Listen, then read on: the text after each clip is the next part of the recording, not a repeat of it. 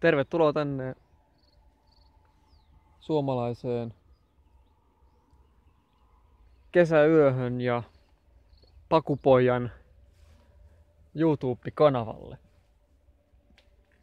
Tällä kanavalla mä kerron mun projektista, joka liittyy tähän ajoneuvoon.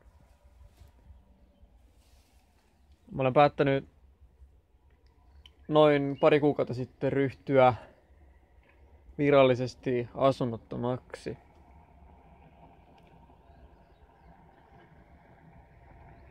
Ja mä oon 3 viikkoa nyt tällä hetkellä mä oon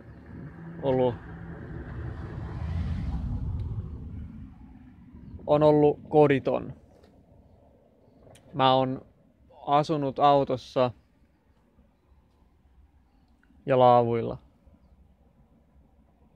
Ja nyt viikon mä oon viettänyt aikaani tällaisessa pakettiautossa. Tämä on halpa pakettiauto, jossa on kohtuullisen iso tavaratila. Ja tähän tavaratilaan mun on tarkoitus sisustaa ja rakentaa sellainen Suomen olosuhteissa 9 kuukautta asuttava koti. Ja aivan kuten tässä nyt voi huomata, niin tästä mun kodistahan tulee 2. Täällä on tämä pienempi makuukammari.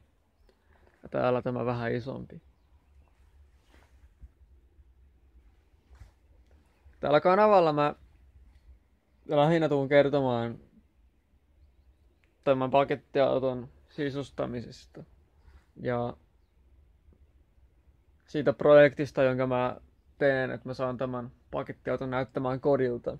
Tällä hetkellähän tämä on pelkkä aihio.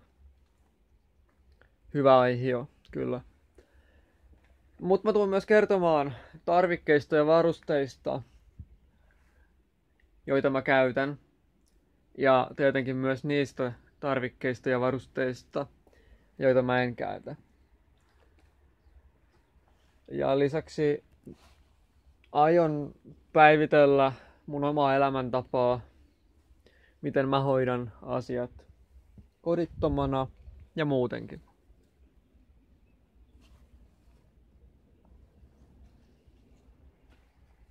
Ei kai siitä sitten sen enempää. Elikkä tervetuloa seuraamaan Pakupojan YouTube-kanavaa. Katsotaan, mitä kaikkea me tänne keksitään.